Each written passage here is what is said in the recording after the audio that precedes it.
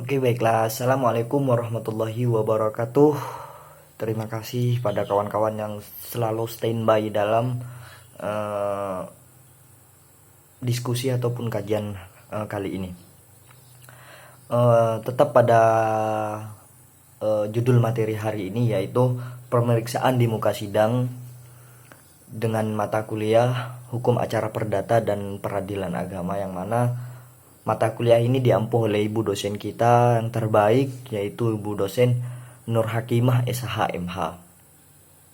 Oke lah, perkenalkan nama saya Taufik, NIM 1191201 dari kelas 5C. Oke, sekarang kita kembali kepada materi untuk mengefisiensi waktu. Yang pertama adalah pemeriksaan di muka sidang.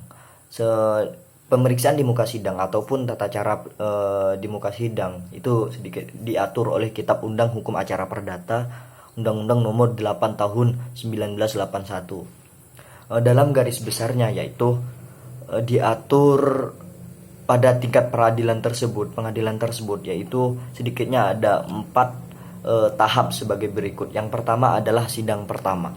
Pada sidang yang telah ditetapkan oleh hakim ataupun majelis hakim, sidang pemeriksaan perkara pidana dibuka ataupun tata caranya adalah sebagai berikut. Hakim atau majelis hakim memasuki ruangan sidang. Poin yang pertama memasuki ruangan sidang adalah panitera pengganti, yaitu panitera itu adalah orang yang membuat berita acara pada perkara tersebut, pada perkara sidang tersebut. Jaksa penuntut umum, penasehat umum, dan pengunjung sidang. Yang kedua adalah pejabat yang bertugas sebagai protokol, karena kurangnya tersedianya personel dalam praktik. Biasanya tugas ini dilakukan oleh panitera pengganti ataupun yang mengumumkan bahwa hakim atau majelis hakim akan memasuki ruang sidang dengan kata-kata kurang lebih sebagai berikut, yaitu misalnya hakim atau majelis hakim memasuki ruang sidang, hadirin dimohon untuk berdiri, kurang lebihnya begitu. Dan yang ketiga adalah semua yang ada di dalam ruangan tersebut, termasuk jaksa penuntut umum dan penasehat hukum, itu diinstruksikan untuk berdiri. Kemudian yang keempat adalah hakim atau majelis hakim masuk melalui pintu khusus yang sudah disediakan. Kemudian majelis hakim ataupun hakim duduk di tempat yang sudah disediakan. Kemudian yang kelima adalah panitera pengganti mempersilahkan kembali untuk para hadirin yang berdiri tadi untuk kembali duduk. Yang keenam adalah hakim ketua membuka sidang dengan kata-kata kurang lebih sidang pengadilan negeri maupun di kota tempat pengadilan berada, misalkan Pontianak. Sidang pengadilan negeri Pontianak yang memeriksa perkara pidana nomor misalkan sekian, nomor 16 atas nama bla bla bla, atas nama misalnya Ahmad Barizi, pada hari Senin tanggal 23 dinyatakan dibuka dan terbuka untuk umum. Maksudnya dibuka untuk umum adalah untuk bisa disaksikan oleh semua orang, dan kemudian ketokan palu untuk membuka jalannya persidangan. Dan kemudian itu pemanggilan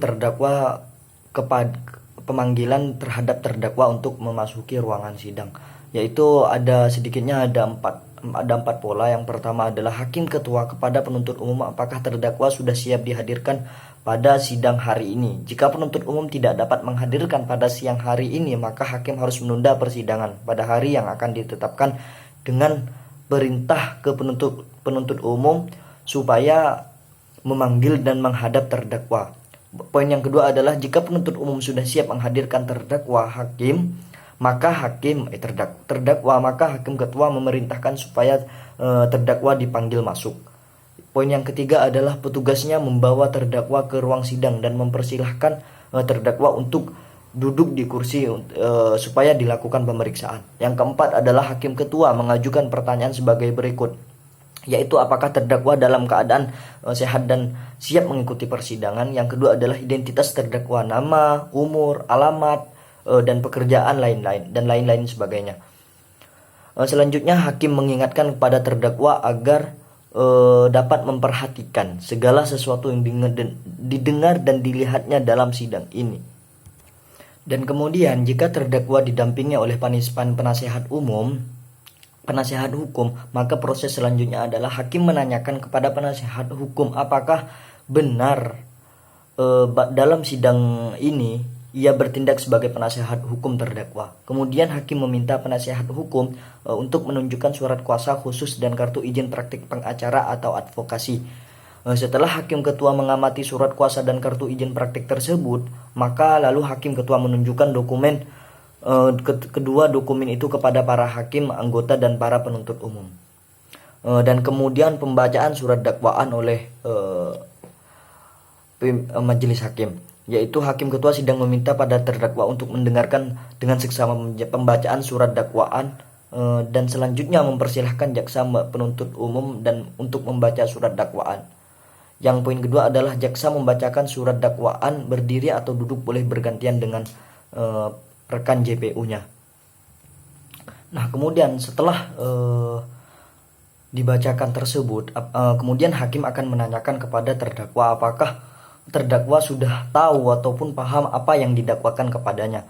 Dan misalkan sudah tahu, maka di sini ada sesi keberatan yang diajukan oleh hakim kepada terdakwa. Misalkan terdakwa keberatan dalam kasus ini, maka terdakwa akan dipersilahkan untuk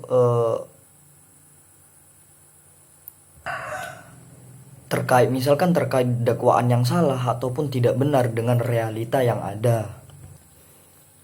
Dan kemudian di sini ada sidang pembuktian, yang mana hakim atau majelis hakim menetapkan bahwa sidang pemeriksaan perkara harus diteruskan. Maka acara persidangan memasuki tahap pembuktian, yaitu pemeriksaan terhadap alat-alat bukti dan barang-barang bukti yang diajukan.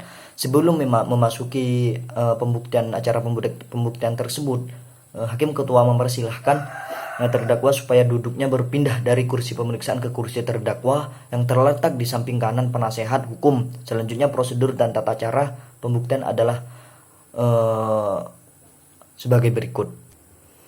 Kemudian setelah semuanya dilalui, baik dari pembuktian dan ciri-ciri dan bukti-bukti ataupun saksi-saksi sudah diberikan kepada hakim ataupun dijelaskan kepada pimpinan majelis hakim, kemudian ada kalau majelis hakim membutuhkan waktu atau skorsing dalam memutuskan perkara tersebut, maka perlu diadakannya skorsing. Dan kalaupun tidak, maka di sini hakim akan menimbang, memutuskan dan menetapkan perkara tersebut apakah terdakwa ataupun perkara kepada yang terdakwa tersebut dinyatakan salah ataupun tidak. Mungkin itu saja dari saya. Wallahul muwaffiq la aqwamit thoriq. Wassalamualaikum warahmatullahi wabarakatuh.